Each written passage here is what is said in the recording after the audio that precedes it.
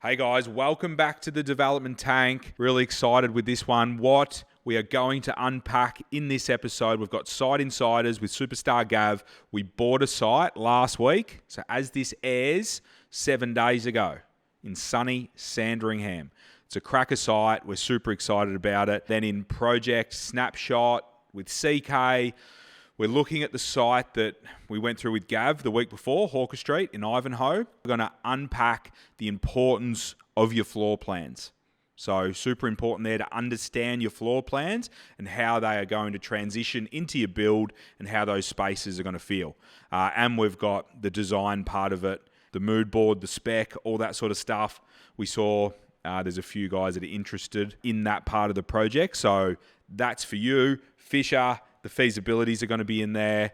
So let's get into it. Now, what I want to touch on just before we get into our Site Insiders and Project Snapshot, build prices. Build prices. They've been the topic of conversation for the last 3 to 4 years. And I want to let you guys know what we're seeing, how we think it's evolving, how it's evolved from last year to this year, and what we're seeing in 2024 and what we're seeing inside this building. So we're definitely seeing it normalise and ease. From last year, there was a point where tradies were in need. They were just going to the best paying builder and that sort of stuff, which don't begrudge them that because they're looking after their own interests. Totally don't disagree with that. But what we are seeing now is contractors circling back to builders and more putting onus and putting value on keeping those relationships with builders, and then builders coming back to people like us, companies like us looking for that work. So we definitely feel like the competition is starting to increase out there. I think build prices are stabilizing a bit more. So there was a time there that our build prices would only be live for a week or a month or 2 months. And that's what we saw, which quite an unstable time, which was an issue. Now we're seeing builders being able to quote, more open to negotiation and more open to letting that price sit there whilst we negotiated, whilst we worked on things, whilst we value managed different aspects of the project. So what we are seeing is the prices and I guess that sentiment and that competition come back to, I think, more of a normal level. I think, more so pre-COVID level, which is exciting. It's exciting for developers, for you guys playing along and doing your own developments. We definitely feel like things are normalizing. And what we're anticipating in 2024 as inflation gets more in check, as competition comes back to the market, hopefully more projects start turning dirt and that sort of stuff, we can see things get normal for builders. Prices not so much come down, but maybe just get a little bit more competitive, and builders' willingness to take on more work, which that's what we're seeing as well. There was a time there where our good builders weren't taking on too much just because of that uncertainty. If they wanted to take on, if their usual capacity was maybe 6 to 8 builds, they were doing 3, maybe 4. Now we're seeing those builders come back to hitting those bigger numbers, and that tells us there's confidence. Anyway, that's your snapshot from me today. Let's get into Site Insiders. If you know, you know. Hey guys, welcome back to Site Insiders. If you know, you know. Australia's best site finder, GK, Gavin Keitel. Good to have you back. Good to be back. Great site to look at this week. You're a bit excited. I am. I like buying sites. Has to be said. But in particular, I like it when I can find sites that are great, good developments, good areas, and also happy clients. Love it. So I'd love to hear where this one started from, because you found it, you put it on our radar. It was going to auction, but then we bought it before auction. Can you talk us through that? Yeah, that's right. This came to us quite early. I think it was originally off market, but the vendor was quite determined to take it to auction. They originally were talking sort of 2 to 2-1, I think, even when it came online. But when we sort of first ran our numbers, we thought, look, this site's going to be well north of that. It could be 2.6 plus.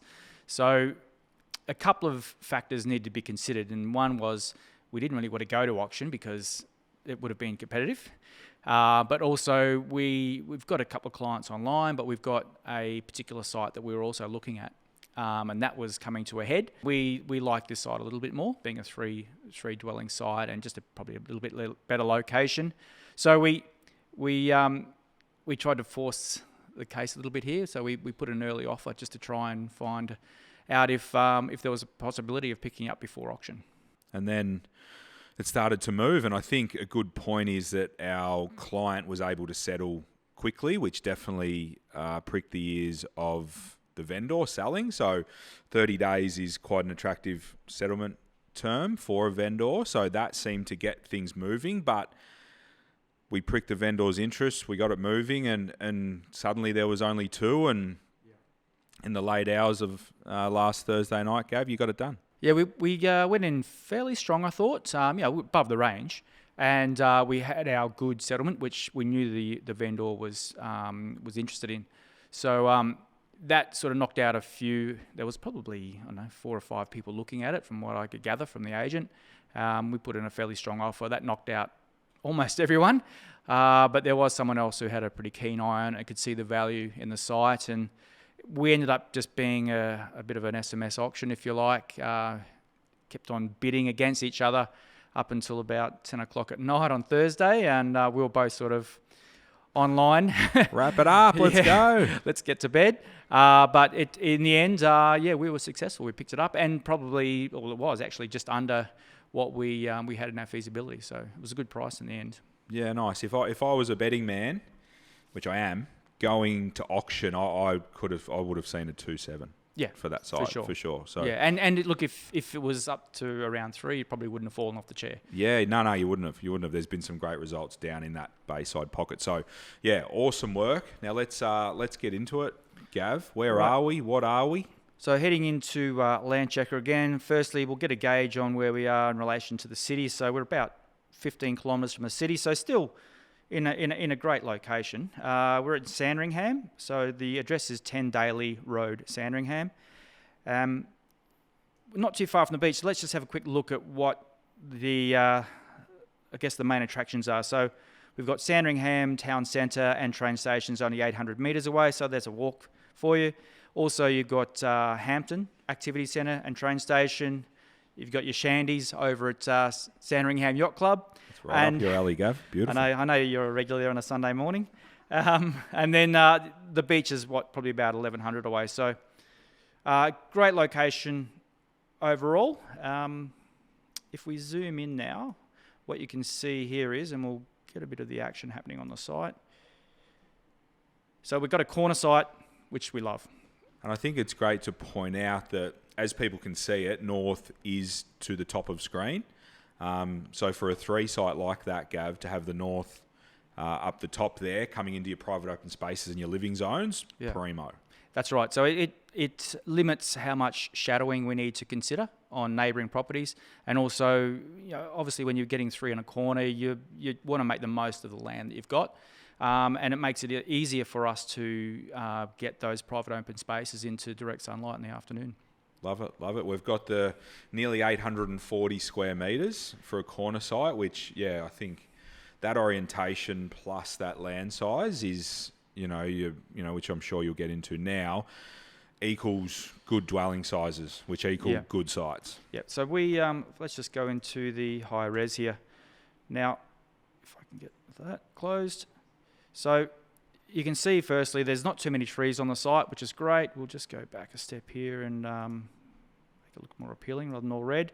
So we don't have too many trees to be worried about. This is in Bayside Council, so they do love their trees. So we need to be very, very mindful of trees on the site, trees in neighbouring properties, trees on the nature strip, any trees at all. We need to really be mindful of what type they are and the sort of the TPZ, the tree protection zone, that we need to consider. In this case, we can get a second crossover up here, or another crossover up here, and then we're also looking at putting in a double crossover here. So we can navigate around these trees on the nature strip. I've probably got an image here. There you go. So this is an image that we worked on with our designer. So looking at putting a crossover here and probably a dual crossover here. So we were worried we couldn't get one over here in the corner. We were a bit concerned about getting in between these 2 trees here. There just wasn't enough space, and they're big, mature trees. So the TPZs and them would have been a battle. So it would have been a risk, for sure. Absolutely, and look, not really interested in taking risks at all. That's great, and I think that front setback there to the left-hand side of screen, I think, not a crazy setback, which means that we can get a lot of footprint from that setback across, which obviously sort of ticked all those boxes. Now, I know there's a few out there, especially you, Fisher, waiting for the Feaso. The designer gave us good feedback. Yep. We can get 24 square townhouses on it, 324, so that's going to give us 4 bedrooms. That's great dwelling size. That's proper 4-bedders, isn't it? Yeah, that's right. Probably with single garage, we could possibly put a double garage on one of them, but we just don't want to limit the footprint for the ground level. Yeah, 100%. That's something we can definitely work through. Okay, feasibility. So we were up around 2.6, I think. We're thinking it can still stack up there. I mean, we didn't want to spend that, but it's still stacked up all right for us. So we managed to pick the site up for 246, which was great. The planning phase, we've got probably an extra 10 grand in there for design, just if we want to, I don't know, call in the big guns or... Yeah, 100%. I think, we might end up going a little bit more detail on this one. Yeah, that's right. Just a bit more back and forth just to get it right. Working through, you've got open space contribution, which is roughly calculated on 5% of the value of the land. Yes. The build costs, we were quite generous on this one, and Claire will be happy to see these numbers. She'll be happy to have a bit more budget to spend, yeah. That's right. So, we've allowed 33,000 per square. So, and they're 24 square townhouses. So we're talking about, 2.5 for the build. We also allowed 60 grand for excavation and so forth. There's 2 metres of fall across the site. Yep. With individual dwellings, that's not as much of a concern. If it's, fall running diagonally across a block and you're doing side-by-side townhouses, it's just a bit more work involved there. Yeah, but I agree. You can definitely negate it on a 3 individuals. Yeah, just a bit easier to navigate. We allowed enough for just a plunge pool on at least one of the properties. Yep. We'll see how we go in the initial design phases in relation to how we might fit another one in. If it's justified, chat to the agents, make sure that we can get the return on it. Yep. Comps that we've got nearby, which we'll touch on in a sec, a couple of those did have pools, and I think it's fairly commonplace in and around those areas for people to like pools, particularly downsizers. They might like to have a plunge pool and a small entertaining area. Yeah, I think that's a good point. And having the 3 townhouses, sort of be mad not to have one, at least one just with one. So so buyers have got that option that if it has to be a pool, that we scoop them up. Yeah. Yeah, and look, corner site maybe, or definitely the house on the main corner will have more land, and we've probably got a bit more room to work with. And putting a pool in may not restrict the grass area as well. They've still got a little bit of land that they can use to throw a towel on and have some people over and have a party, but then have the luxury of having a plunge pool outside the living area as well, if that's what they choose. 100%. Love it, mate. Great. So the client is an investor, so they're a cash buyer. Yep. And 30-day settlement obviously was a really good negotiating tool for us. Yes. In that process. Resales, we had around sort of 235 to 245. Maybe the 245 might be the larger lot of land with a pool. Yep. We had a couple of comps, if I can just flick back over here. I think that's a great point. And with this process, Gav, the comps were sort of pretty there. We were sort of, very happy with them, which isn't always the case. Sometimes you've got to draw a long bow, but the comps were there, and the story was pretty clear. That's right, and you're exactly right. We always want to find comps that are relative to now, and as it turns out, if you can see here on Land Checker, we're a street aside here in Holzer Street, I think you pronounce it. It's a 3-lot development here, front to back. Front site sold, and might even come up, and it does, 2.4 million middle of last year. And then the back, that was about 235, I think, if it comes up. 234, there you go. So what we're finding here is great numbers, smaller land, front to back, common property, body corporate. Yes, there are a couple of pools and the designs are nice, but they're solid comps. 100% solid comps. We've allowed a build cost to align ourselves with that sort of specification they achieved. And I think the big one is just the type of development, like you said, with common property, smaller land on title for those owners. Yeah. We've definitely got a superior site and genuine comps there. And arguably in a lesser market middle of late last year, than what we're going to see in 2 years. Not crystal balling, but may likely be a lesser market. So exciting. Yeah, look, I felt that our sales values are pretty comfortable. Yeah, nice, Gav. Anything else, mate, or is that us? Look, that's about it. Excited to get started on it. Started to get the design process started on it. It's really good. It's a great site. Can't wait to see the floor plans. We will touch on this one in the project Snapshot in a few months to come with Claire. Excited to see what we can get on this site and excited to see it evolve. Thanks again, Gav. Great. I'll see you next week. Welcome back, Project Snapshot with Claire Kelly, Head of Projects here at Little Fish. Thanks for coming up, Claire. Thanks for having me. This one's great. So last week, Hawker Street, we talked about the feasibility with Gav and the acquisition process of it. Now we're able to deep dive into where exactly we're up to. Go back to last week and get yourself familiar with that. And now we're going to look at the floor plans and the design. Keen to get into it, Claire. So talk to me about the site, because there were a couple of issues that you guys had to navigate from the outset. Yeah, you're right, Peter. So great site, north facing, decent sized block, good setback, big frontage. We were connected to a house though. So our existing dwelling on the site was connected to the neighbour. So that potentially turned some people off. We also shared the same sewer as next door. So that was not a problem. It was something that we navigated through, but in the feasibility, there was extra money for it and something that we had to look at a lot earlier than we usually would. Yeah, great point. And I think being attached would turn a lot of people off. You know, we obviously did the required amount of due diligence. We'd seen it happen in the past, but there's no doubt that I feel like we got the property at a reasonable price, a fair price, probably an unders price. Now looking back because of it, what do you think were the issues and what did they cost in the end? How bad was being attached and what did it cost? Well, not as bad as you would think, or not as, I suppose we didn't think completely right because we still bought it, but it was more the time process that was a big factor, and I'm glad we started it early because it was probably circa 6 months, where demo we'd get quotes and we engage a demo crew. It's a 1 month turnaround. This was probably a 6 months due to the protection works, going through the approval from the neighbour, disconnecting the sewer and reconnecting for both sites. The actual demo itself was probably not so much an increase in price, maybe a couple of grand, nothing crazy, but it's more the make good. So the make good to the neighbour's property, which is just touch up of bricks and some render, to be honest. It really, I suppose the key is to have contingency, because we probably got away with it quite well and a good outcome, but you've got to have contingency for an unknown with a demo like that.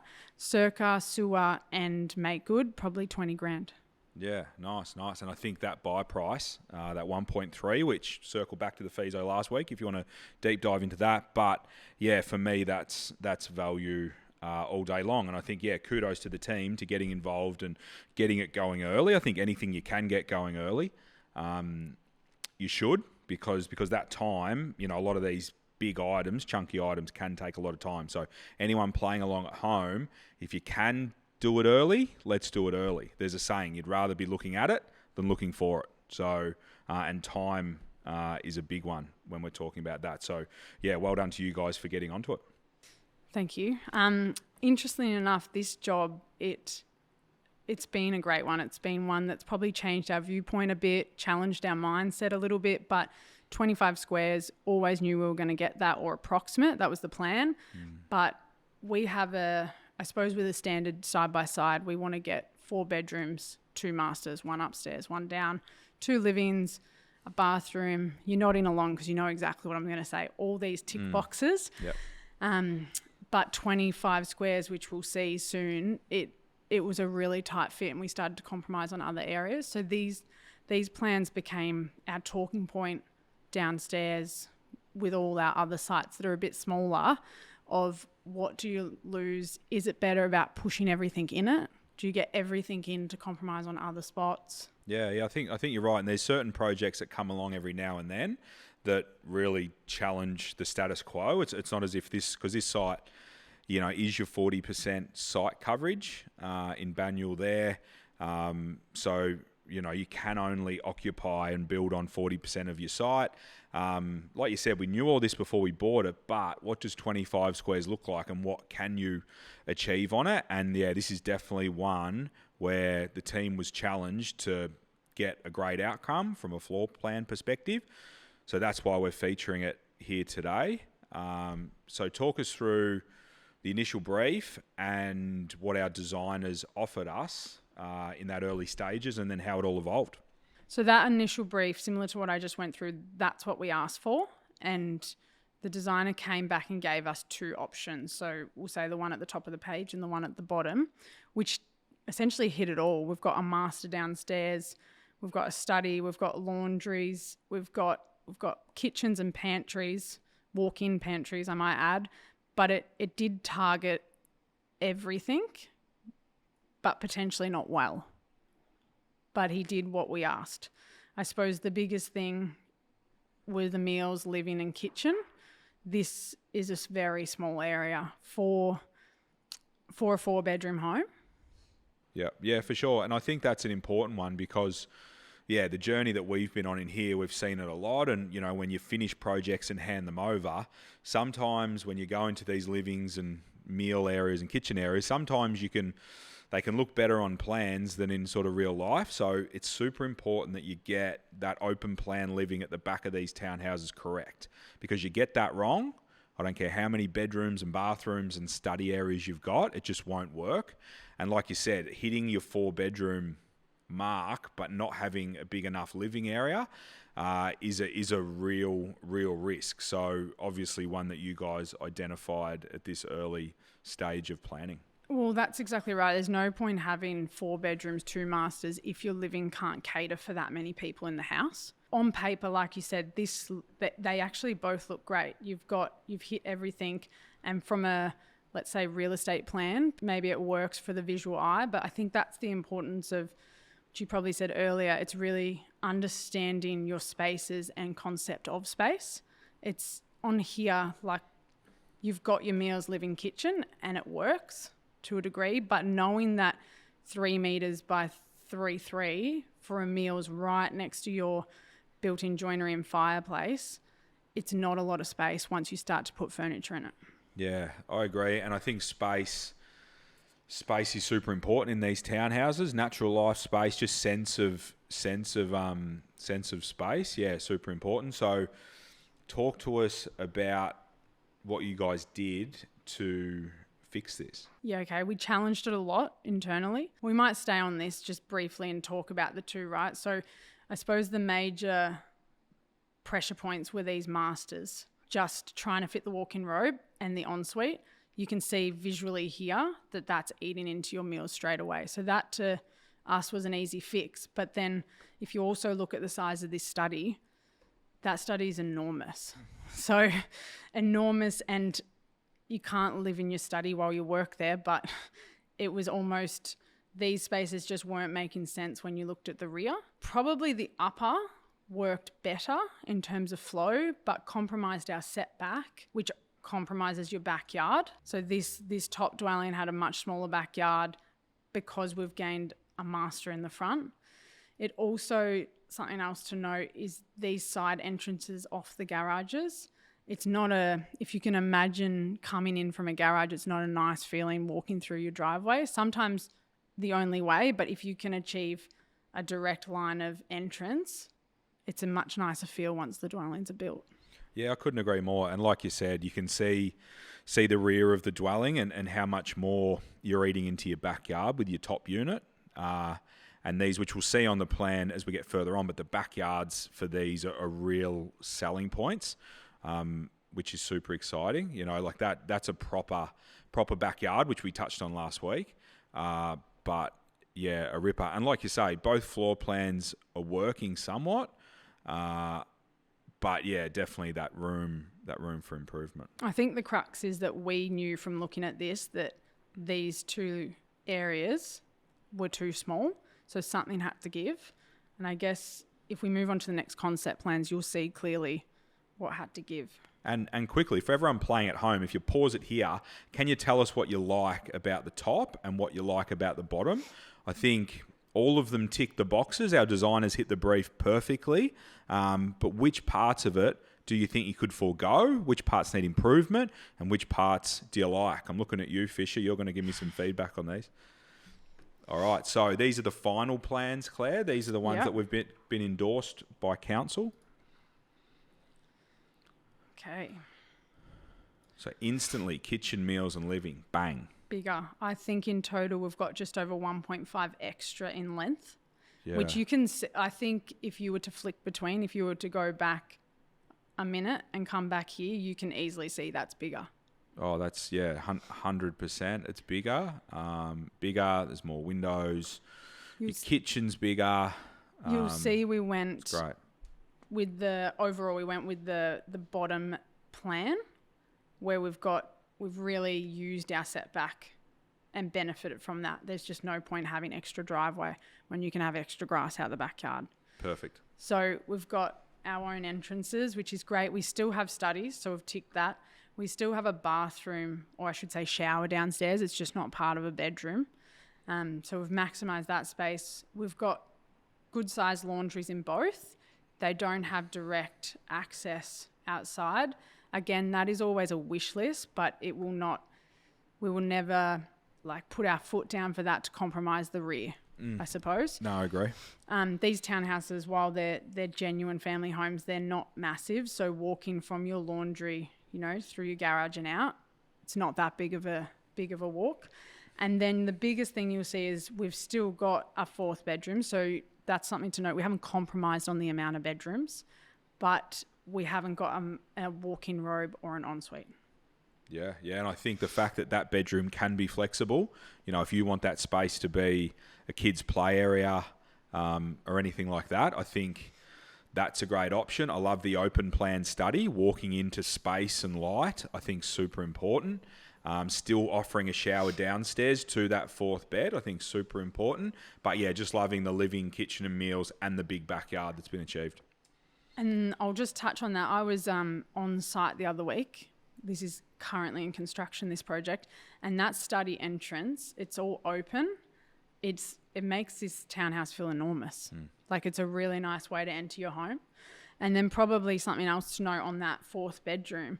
You've got 3 double doors, so 6 doors in total. You'd have to argue you've got more cupboard space and storage than the walk-in robe in the last plan. Yeah, agree totally. And that's that, going back to that little hatred we've got for those little walk-in robes, much more storage there and taking up much less space than those little walk-in robes. So yeah, great work. And then probably just lastly on ground floor before we go up, we've added in floating joinery to the living and a fireplace. So this flows directly from the kitchen joinery. I think if budget allows you, something really nice to add in. These spaces are never a mansion by themselves, in the country. But if you can do built-in joinery, it's really allowing a space to feel a lot bigger. Floating, there's nothing on the floor. All of a sudden you've gained space and allowed the end user to only have to put a couch in. Yeah, correct. And I think based on, a few things we've said in earlier episodes, build price have gone up. Things are more expensive. So if you're going to spend 1.3, 1.4 on a dual lock like this, put some nice things in it and get rewarded for them. We have to pay to build these things anyway these days. So make sure you do put some nice to haves in there so you can separate yourself from other stock on the market. Yeah, absolutely. Let's go upstairs. Okay, upstairs. I feel like even upstairs, but both downstairs and upstairs, they're just efficiently designed. They haven't got a lot of wasted space, or what we call dead space. No, correct. Your masters are great sizes to hit the 4x4s, fantastic. En suites there, storage, retreats look good. You've got a skylight there. But what I'm noticing is just your bed 2 and bed 3. You've been able to get really good measurements in there, nearly 4 meters by 3.3, and sort of your 5.5 by 5.5. it's they're really great sizes on completion. And I know we didn't go upstairs on the last plans, but the last plans, they had quite compromised bed 2 and bed 3s, so closer to your 3x3s. So when you do maximise and design well downstairs, you can better the upstairs. So you're right in saying these are all really good sized bedrooms. We also do have skylights over these stairs. So the round stair design isn't always a preference to a lot of our clients, in saying that when you're doing a townhouse design, they can actually be the most efficient way, because they allow you to still have a smallish hallway without having to double it essentially in width. But adding a skylight is important because they can be a bit darker. Yeah, I love it. And I love the retreat into stair there. We've got the stairs will have half height walls. So essentially the retreat and the stair area is one big area. Yeah, exactly. With a couple of skylights in there. So yeah, that's going to be nice feeling up there. Yeah, it's really good. We can probably jump to interiors if you're happy to now. Yeah, I'd love to see what interiors you've gone with on this one. So we didn't have a facade perspective to show you as such today, but just to give you a bit of background, it's sort of an industrial feel. There's pitched roofs, but modern. We've got recycled bricks, greys and whites, which actually really fit the area quite well. But I'm noting that because you'll see we've brought through lighter colours but added hints of black, and it brings that grey, black, white industrial feel through. And I think it's really important to tie the two together. They need to talk to each other. So people, I guess, they go on a journey when they go to that house initially. Yeah, I think the way tying in the facade and this, very sort of industrial type mood board here, yeah, is great. And the textures look fantastic. Carpet, the stones, the tiles, there's a lot of texture through there. I'm really liking it. And something else we should note, sometimes, which you obviously know, we will do 2 colour schemes. This client's going to be selling these houses, so sometimes we do a point of difference in both. We decided to keep this the same just because we were so happy with it. And I was just in an interiors meeting this morning where we were deciding for a 3 townhouse site, do we mix it up, do we not? And the overall consensus is if you get it right, why change it? Yeah, I agree. And sometimes you see it out there, you've got 2 different options, but one's definitely the preferred and definitely the superior option. Just why not stick with that and say this is what it is. So, great work on this one. Can you give us a quick project update for everyone out there, sort of where it's up to and when we can expect to see it finish? Because we will get out there once it's finished and get the details for everyone. We have roof going on this week, so we're close to lock up. Ground floor bricks are done, the scaffold's up. It will probably, we're due to handover come late September, I reckon early October. Oh, hello, spring campaign. Love it. We're lining them all up for a spring campaign. Hopefully with some interest rate cuts. Claire, thanks so much for that in-depth review on Hawker Street. It's an exciting project. Look forward to seeing it finished. Yeah, so am I. Thanks, Peter. Awesome. See you next week. Please, guys, love the interaction. Jump in. Tell us what you thought about that. Fisher, you get into the feasos, get into the floor plans and the design. See you next week. Happy developing.